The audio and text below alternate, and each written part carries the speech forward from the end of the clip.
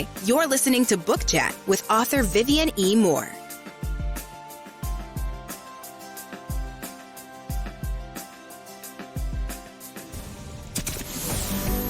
Welcome, everybody, to this week's episode. We really appreciate you joining us. This podcast really shows us how we can all learn, live, and thrive off of each other. By sharing our knowledge through our conversations, we will impart some knowledge whilst learning ourselves how to progress even further. Here is your host.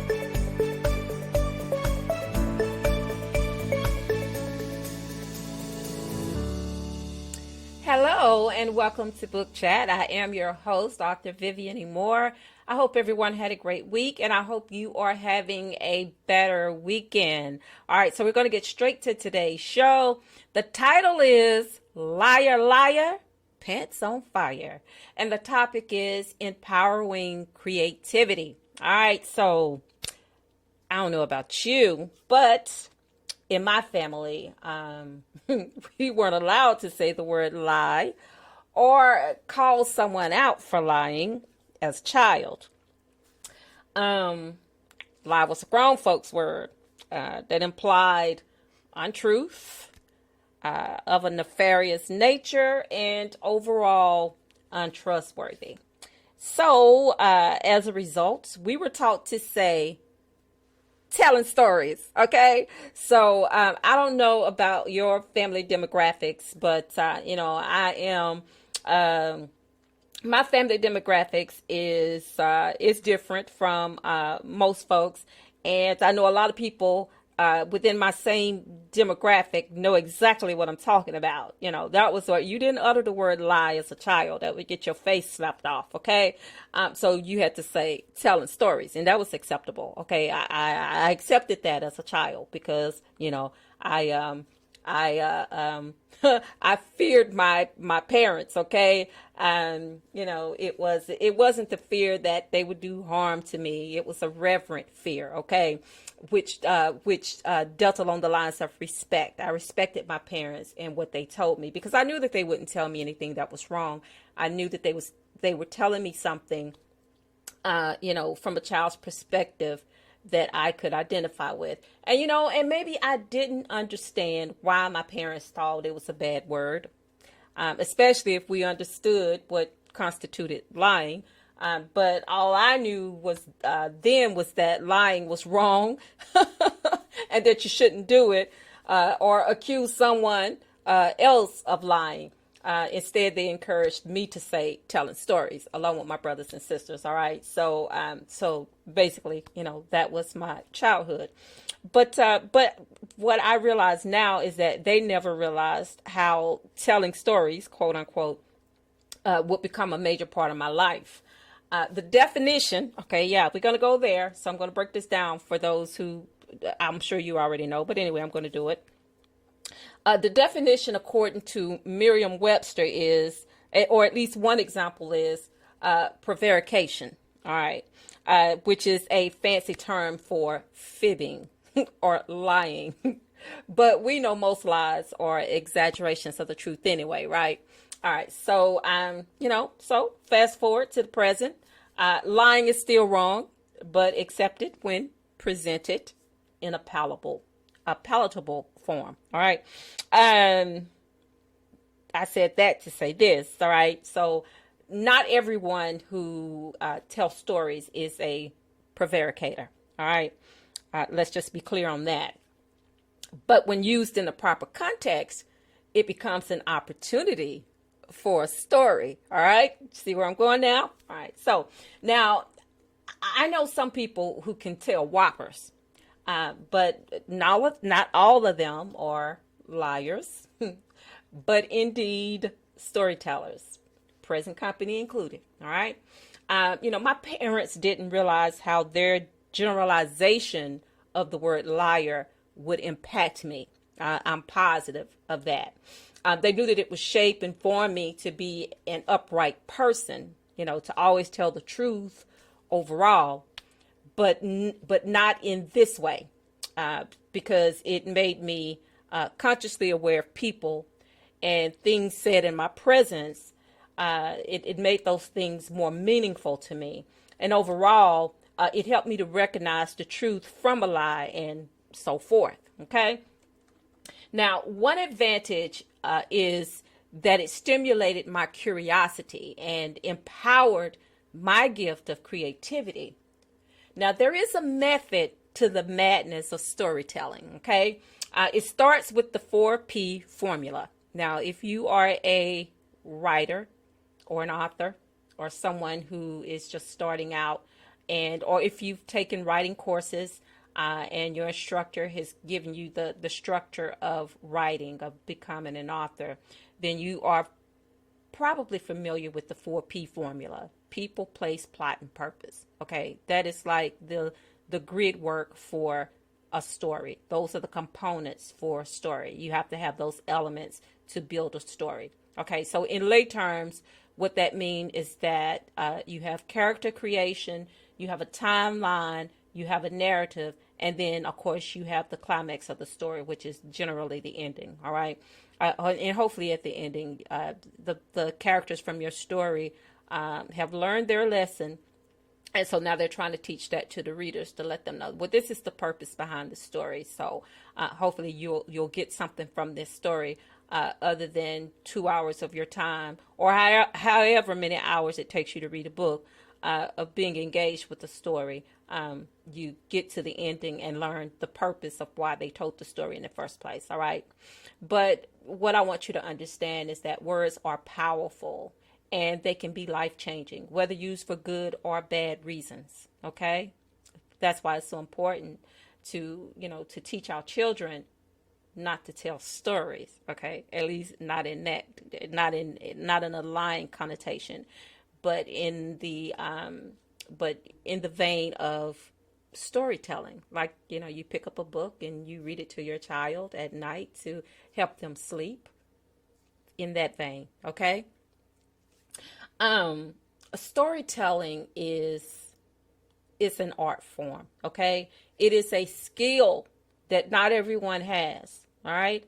And even if you do possess that talent, it is still something that you have to work on. Okay. You have to learn it from scratch. Even if you do have that natural inclination to tell stories, to write stories, to pen stories, you still need a little education. Okay. Some of the greatest composers, writers, composers of music, whatever your talent is, at some point in their lives, they couldn't base everything that they do on just that natural ability. And let me use basketball or football players as an example. Even with some basketball players, and we've known some great ones. In our lifetime, in my lifetime, I've known some great ones. And even though they were skilled on that court, guess what they had to do? They had to practice. Yes, because practice makes perfect. And the same thing applies to writing. You have to have you should want to know the basis for why you have that gift, why you have that talent, and to study it and to practice and to build on those skills, and to make it better, to make it perfect, to become that award-winning storyteller. You have to build your craft.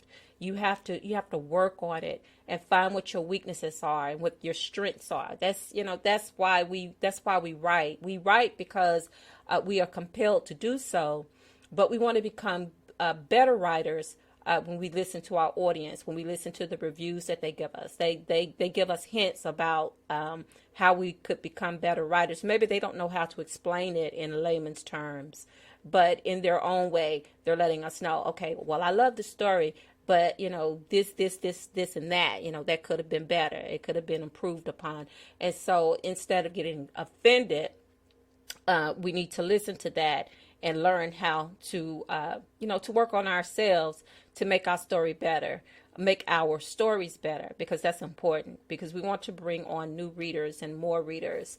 And so in order to do that, we have to work on our craft. We have to, we have to practice. We do. We have to practice. Even as writers, we have to practice. So, there are things that comes along with that gift of storytelling. Okay. So, again, practice makes perfect. But, as storytellers,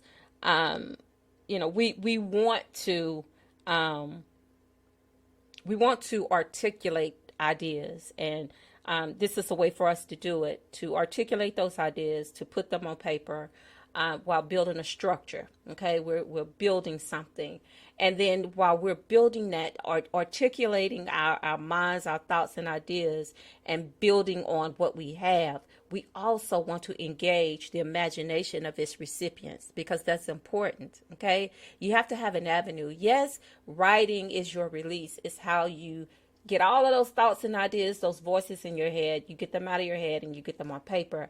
But you also want an avenue for them to travel, for them to meet people along the way. And those are our recipients, okay, of those words.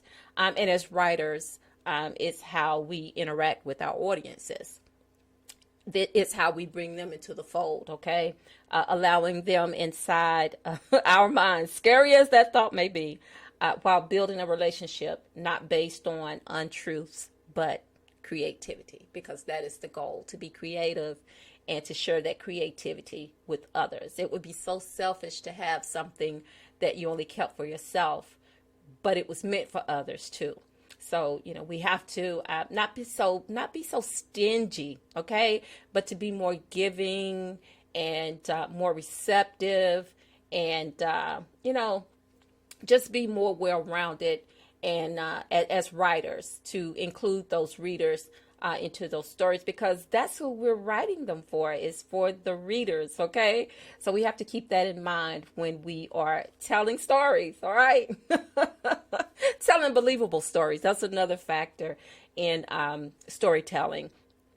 We just don't want to create something so fanciful to where we don't even believe it ourselves, and basically it's just, it's like junk science. It has no meaning. It has no purpose. It's just out there. It's something that, you want people to interpret your story, but you want them to have a good foundation for coming to their own conclusion. You want to tell the story in a way to where they don't have to guess about it. That they know exactly what you're saying, exactly where you're trying to take them. But at the same time, they can, they can put their own spin on it if they want to. But basically, you leave no room for doubt. So therefore, you want to make the story as truthful as possible, even though it's all made up. But you still want to throw some truths in there. And so we know that lying has some truthful components in it. It's just an exaggeration of the truth. All right. But anyway,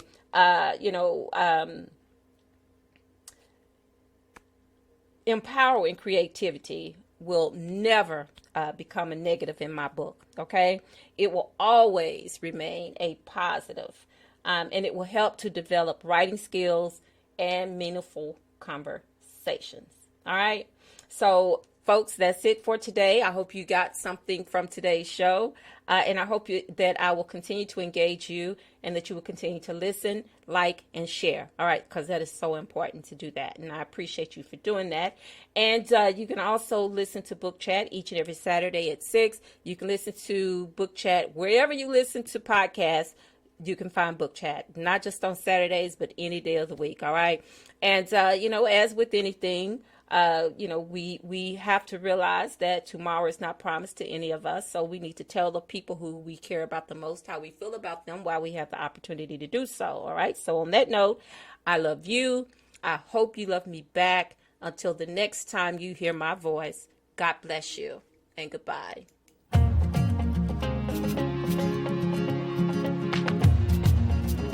Loved what you've heard on this week's episode? Well, the answer is simple. It would mean the world to us if you could head over to iTunes and leave us a 5-star review and feedback. Spreading the word really is the best way to grow our podcast and achieve even greater things. Thank you.